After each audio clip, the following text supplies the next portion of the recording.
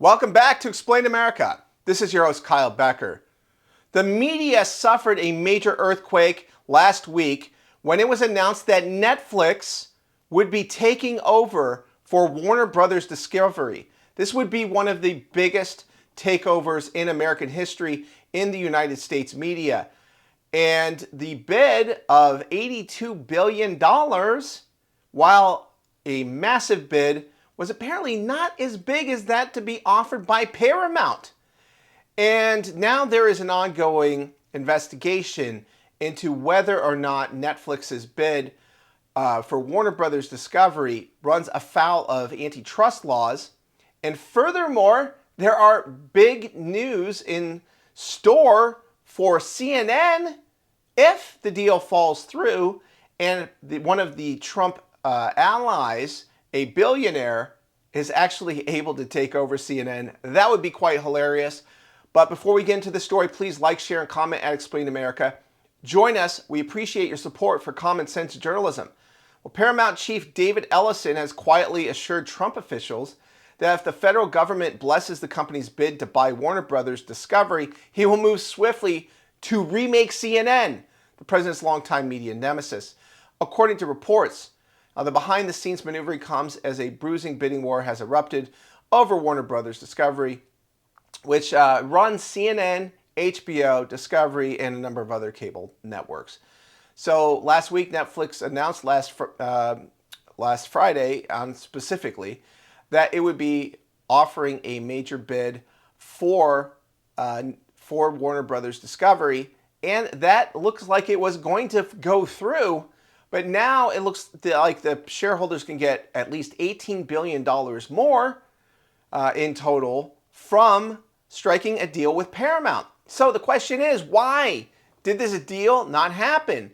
It's a major question, and one wonders if politics is behind it.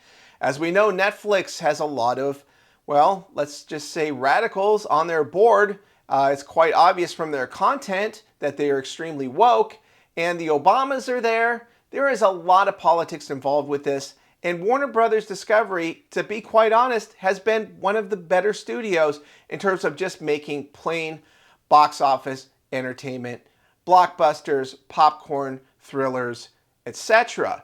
And I think Paramount and Skydance have been pretty much along the same lines as that, although, you know, they are potentially guilty of making a few cash grabs here and there, unserious films, but that's more of a media criticism than a political one.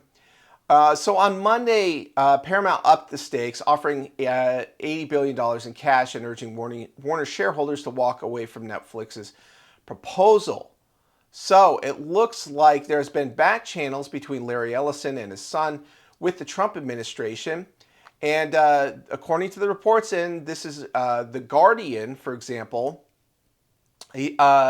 Ellison discussed the possible firing of CNN hosts Aaron Brunette, Brianna Keeler, and a number of other CNN mainstays. And Trump has privately told people close to him that he wants new ownership at CNN and major changes to its program. And no doubt CNN, although its ratings are not spectacular, they are considered wrongly, I would argue, to be the center or the mainstream of cable news. And that's because MSNBC is so far to the left in a giant joke, and now they call themselves MS Now. And that ship has sailed. There's nothing serious going on there at MS Now. And CNN is considered, because it's slicker and a little bit more careful about its programming and the way that they approach it, that a lot of people are fooled into thinking that they are center left or something. There's nothing centrist about CNN at all.